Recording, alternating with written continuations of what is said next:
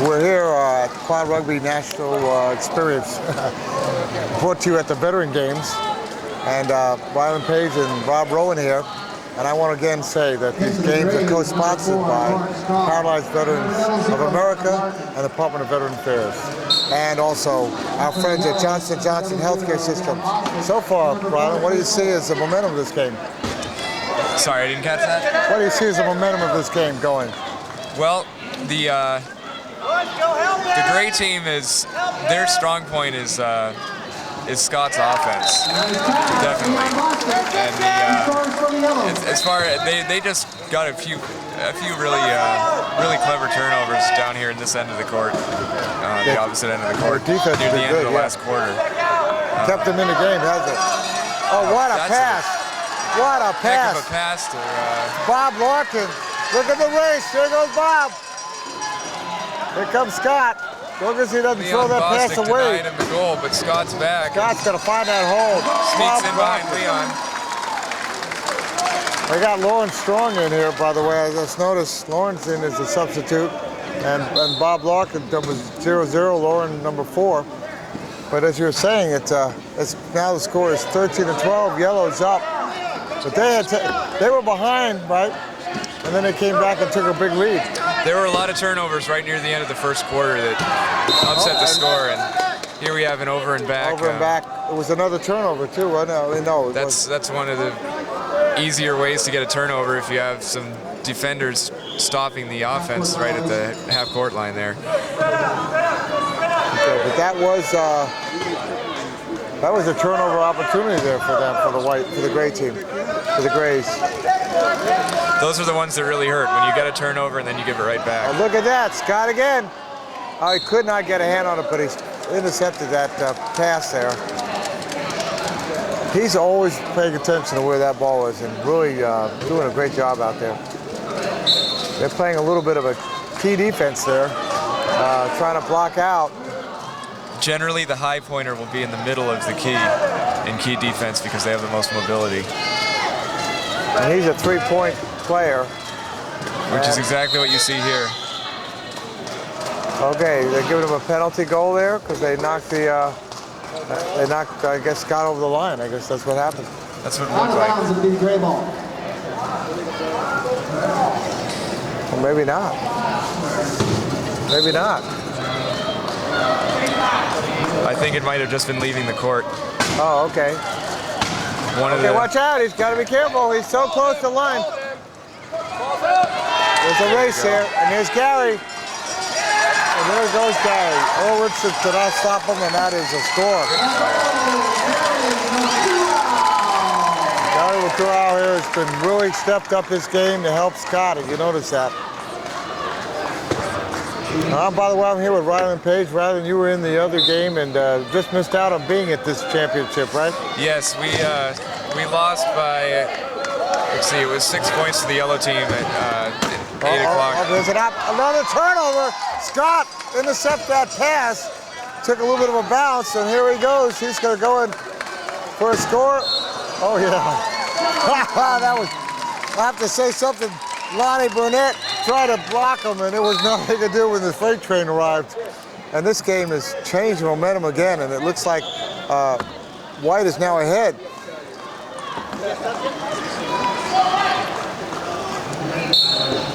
(14-13). And you were living in Massachusetts until you moved down to Virginia, and you're still in school. Yes, it was actually North Carolina about a year ago. My wife and I moved from Massachusetts to Raleigh, and yes, I'm still in school down there.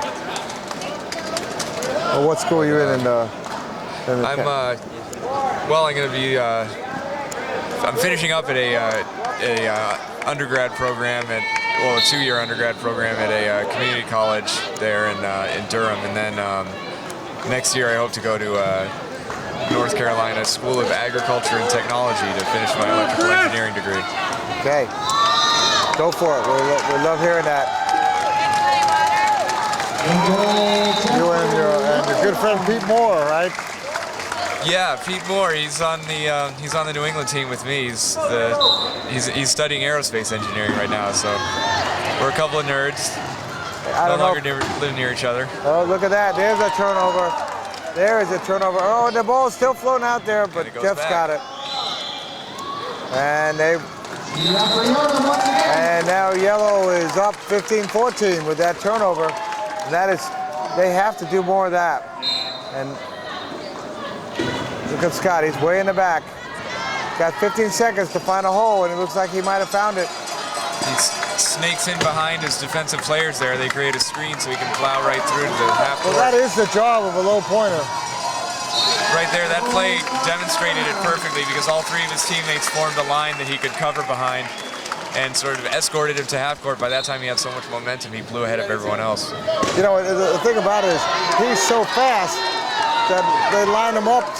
He's going to fire them all. They're going full speed ahead. He went past the ball. Leon Bostic. He's a strong player. When you see Leon out there, you know he's a Marine. You know, 38 years old from Sepulveda, California. Last year, these games were in Milwaukee, and Leon and I were on the same team. He had never played before, but he played a lot of basketball before his injury, so the court sense is very similar. That's why Earl Richardson going back to the penalty box, by the way. Oh. But anyway, so yeah, so playing with him was really he was a great asset because he was a novice and he had never played much rugby, but he was able to take his court sense from his basketball days and apply it to this game. So right now you see him in his second year and he's a phenomenal player. Still a lot of potential left too. They got to get. Oh, there's a chance here. Oh, nice hold on to that by Bob Larkin. Bob is a low pointer, pretty much. So actually, Bob is a high pointer. I didn't realize that. They list him as a 3.5. I'm not, because he must have a lot of hand ability there. Well, what he did right there when he just kind of caught the ball and put it in his lap and hunched over it was a good thing to do because the rest of his team was still in the backcourt. And before attacking the goal, he wanted to give them a chance to catch up to him so they could make a good play. There's Jeff. Goes Jeff Odom. Jeff Odom. There's a wildcat for you. A goal for Jeffrey Odom. Okay, Jeff and I were talking about the tough road that the Wildcats had of getting to the Nationals because of the airplane were all shut. You know, how many planes were taken out of the sky because of safety issues. Right. There goes Scott. There goes Jeff. The race is on. Scott and Jeff. Oh, boy, Jeff was fast, and Scott was sly, and he held up right at the right moment and scored that goal. He just slowed down and hooked the back of his tire and gave him a little bit of a spin. Nothing to get called on, but no. Big hit there by Scott on Jeff. Trying to, and they're gonna give the yellow retains the ball.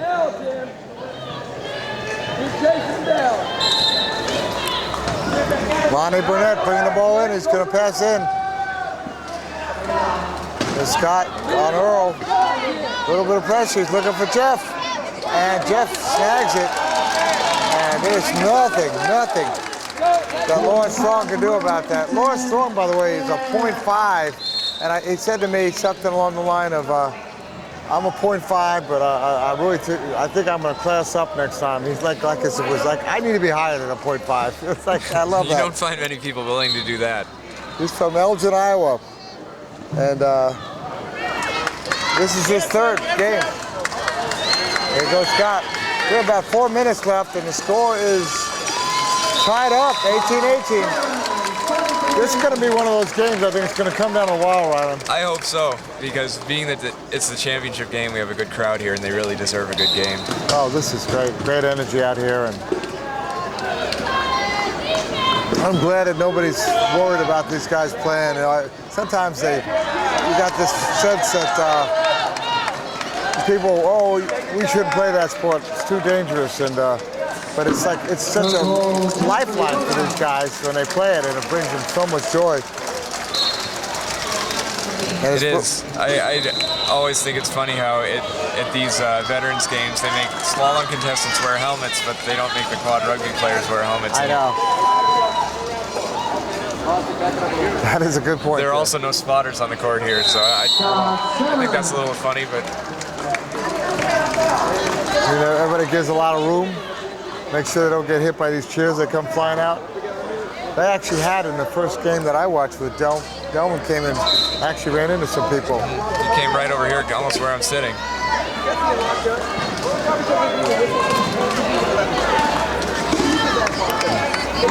Well, you know what? This is some exciting energy. Look at that nice hit by Scott.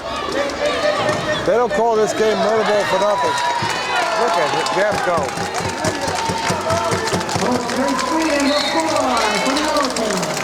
And we covered the Super G slalom, and I'll tell you what, that was the most incredible experience to be out there covering that. And your friend Pete was out there, did fairly good out there. I think it was in the top 5, I think. If you finish the Super G, you're already kind of like a hero, the wheelchair ninja, because the stuff they do is unreal. I remember the first time I saw it, I couldn't believe people could do things like that in wheelchairs. Okay, pass to Scott there. Okay, to Gary. Nice. Gary's a 1.5. I think Bob Larkin's a 3.5, but because of his age, he's down to a 3. And so they got 6 there and then a half with Lauren, and then they have a 1.5 with Gary, and that gets them their 8 points.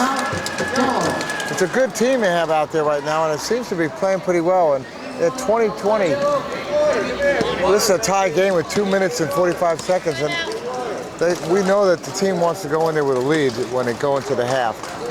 Right, or at least in possession of the ball. Yeah. Well, one thing about it, there are 4 timeouts, and most of the time, timeouts are not used for coaching. This is a rare time to see a coaching timeout.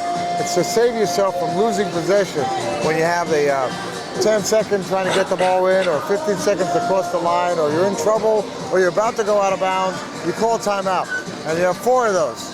But in a case like this, it's a smart move by Steve McGuire, because what I think his thoughts were is he wants the team to talk to them about last possessions.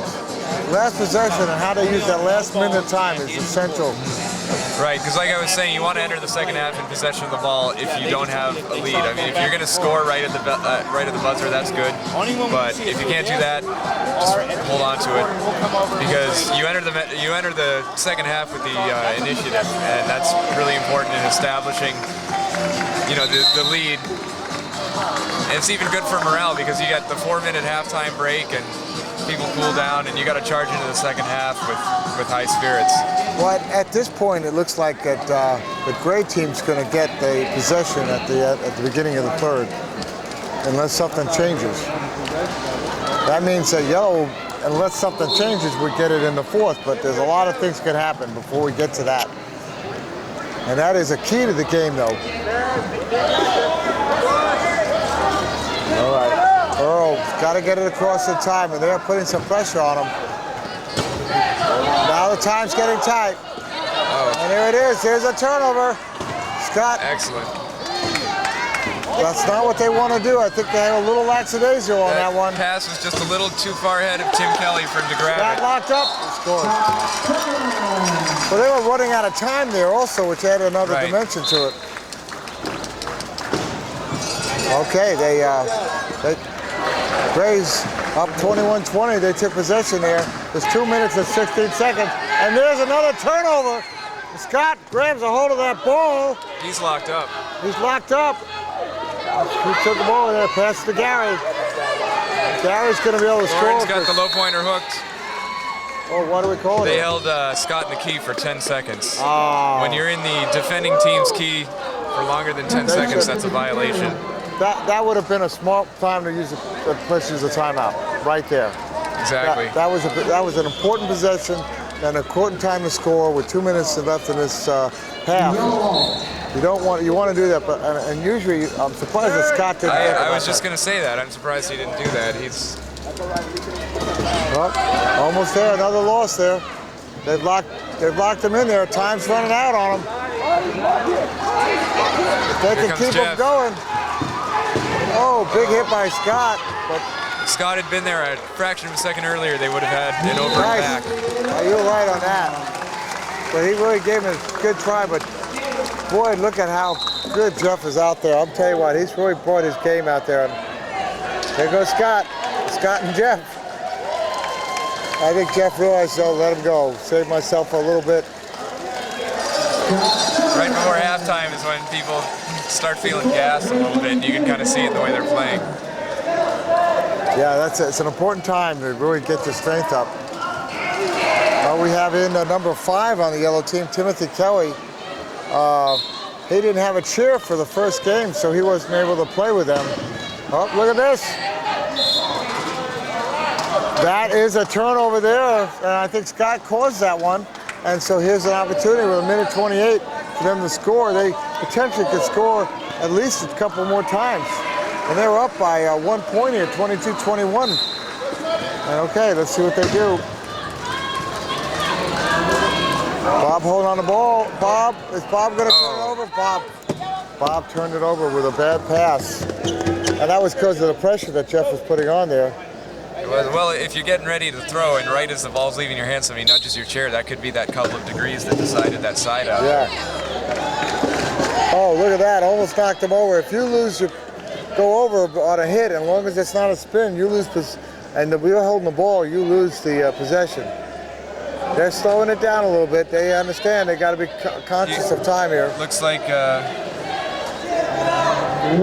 got 3 in the key. Lauren's out chasing. They've got good key defense here. Good tough defense. Let's see how the key is. Under a minute, Yellow's probably going to try to maintain possession until the buzzer and score right at the end. All right. I'll tell you what, I'm seeing good key defense so far. He's looking, he's circling. It's very good. The low point has got to make a hole for them. They've got to make a hole and hold something open. They're not being super aggressive. We're down in time. I'm not sure how much time is left. I don't know. They had 45 seconds. Got them locked up there. I think they. Looks like we got an illegal player. In the key. They locked up. Oh, they kept him in the key for. That's again another choice where they could have. Lonnie was in trouble. He should have said call timeout, and they didn't. It's interesting. We had 2 players, offensive players, in the key for longer than 10 seconds within what seems like 10 seconds. Yeah. You don't see that often. No, and the fact is they didn't realize that's where they got to call a timeout. Now it's really crucial. Okay, so Scott's going to score, and they're going to go in with a 2-point lead. He's waiting the last seconds. He's waiting, it goes down. The front 2 casters roll across the line, and there's the goal. 5 seconds left. He's taking a 2-point lead. They got to be careful because Yellow does not want to do something that's going to cause a turnover, and that's why Jeff's holding on the ball. And at the end of the first half, this Quad Rugby Championship game brought to you by Johnson & Johnson Healthcare System. Rylan Page and Rob Rowan on X-Able. This is some game, and we're going to be back in a minute, right, Rylan? All right, this is only the halfway mark. I can't wait to see what the next half has in store. Go right. Be right back.